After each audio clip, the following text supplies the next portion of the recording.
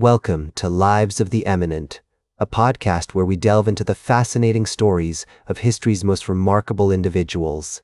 Today, we're going to explore the life of Clark Gable, one of Hollywood's most iconic stars.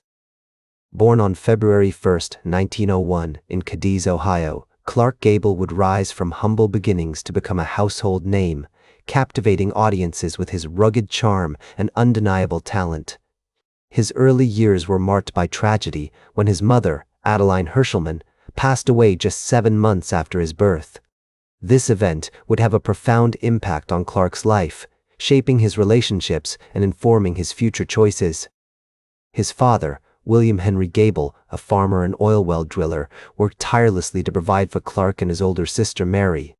The Gable family's home in Hopedale, Ohio, was modest, but despite the challenges they faced, they remained close-knit. Clark's father encouraged his love of nature and the outdoors, often taking him on hunting trips through the rolling hills and forests of rural Ohio. These early experiences would later influence Clark's choice of roles in films such as Call of the Wild and Honky Tonk, where he played characters connected to the natural world. As a young boy, Clark developed a deep appreciation for the land and its rhythms, which would stay with him throughout his life. Clark's education took place at the local school in Hopedale, where he excelled in sports, particularly football and track. However, it was his passion for acting that truly set him apart. He was especially drawn to the works of William Shakespeare, whose plays he would later perform in with local theatre groups. This early exposure to the world of drama sparked a fire within Clark, driving him to pursue a career in acting. As he grew older, Clark became increasingly fascinated with the performing arts, attending traveling shows and vaudeville performances that passed through Hopedale. The historical context of Clark's early years was marked by significant events, including World War I and the subsequent economic boom of the 1920s. When the United States entered World War I, Clark's father enlisted in the army, leaving Clark to care for his sister and manage the family farm. This period of responsibility would have a profound impact on Clark, teaching him valuable lessons about duty, hard work, and perseverance. He learned to navigate the challenges of running a farm, from planting and harvesting crops to tending to livestock. As Clark entered his teenage years, he began to feel restless, yearning for adventure and excitement beyond the confines of Hopedale. In 1917, at the age of 16, Clark moved to Akron, Ohio, to work at the Firestone Tire and Rubber Company, where his father was employed. This marked a significant turning point in Clark's life, as he began to take on more responsibilities and develop a sense of independence. He worked tirelessly, often taking on extra shifts to support his family, while also pursuing his passion for acting through local theater groups and community productions. During his time in Akron, Clark became involved with the Gordon Theater, where he worked as an actor and stage manager. This experience would prove invaluable, providing him with a foundation in the craft of acting and introducing him to the world of theater. He also began to develop his skills as a performer, learning how to command an audience's attention and convey emotion through his characters. With his rugged charm, undeniable talent, and strong work ethic, Clark is poised to take on the world. His passion for acting and his natural charisma on stage caught the attention of theater groups and community productions, leading to more roles and opportunities. In 1924, Clark made the bold decision to move to Hollywood, California, to pursue a career in film.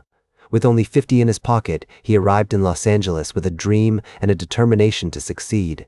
Clark's early years in Hollywood were marked by struggle and perseverance. He worked as an extra, a stuntman, and even a gigolo to make ends meet while auditioning for roles. His big break came in 1928 when he landed a role in the play Machinal, which caught the attention of film studios. Soon after, Clark signed a contract with Pathé Exchange, marking the beginning of his illustrious film career. Throughout the 1930s, Clark Gable's star continued to rise, with iconic roles in films like It Happened One Night, 1934, Mutiny on the Bounty, 1935, and Gone with the Wind, 1939.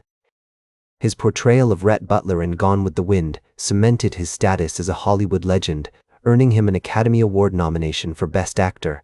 Clark's rugged charm, undeniable talent, and strong work ethic made him a beloved figure on screen, captivating audiences worldwide.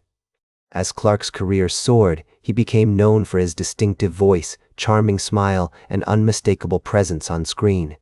He worked with some of the most renowned directors of the time, including Frank Capra, Victor Fleming, and George Cukor.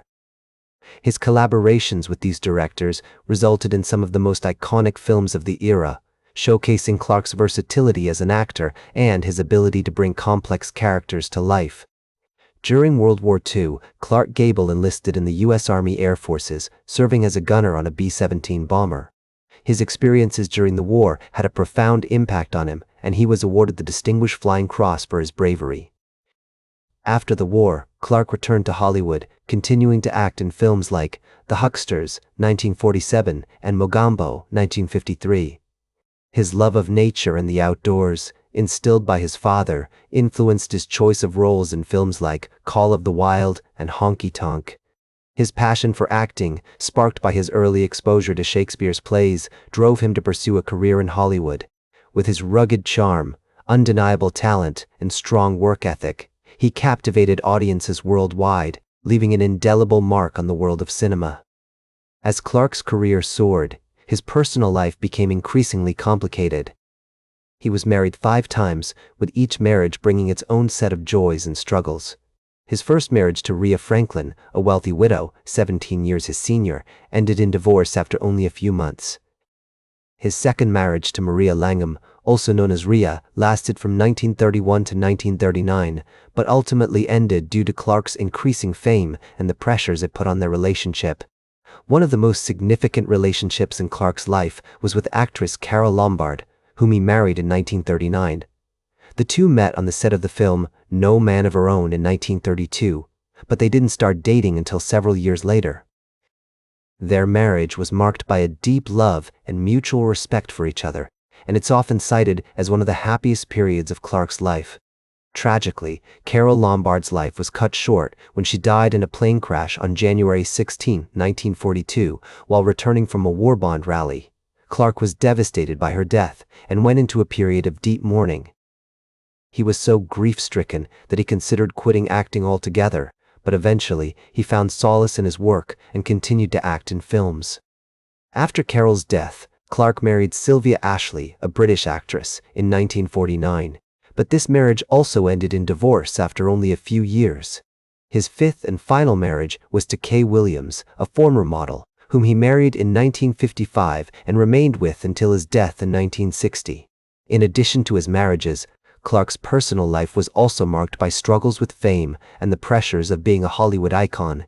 He was known for his love of drinking and partying, which often led to conflicts with his wives and friends.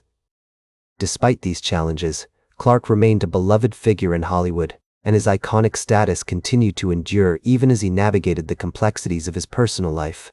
His love for Carole Lombard in particular had a profound impact on him, and her death marked a turning point in his life. Through his struggles and triumphs, Clark remained an enduring figure in Hollywood, and his legacy continues to captivate audiences to this day.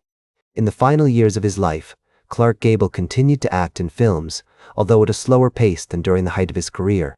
He appeared in films like The Misfits, 1961, which was released after his death, and Call of the Wild, 1935, a remake of one of his earlier successes.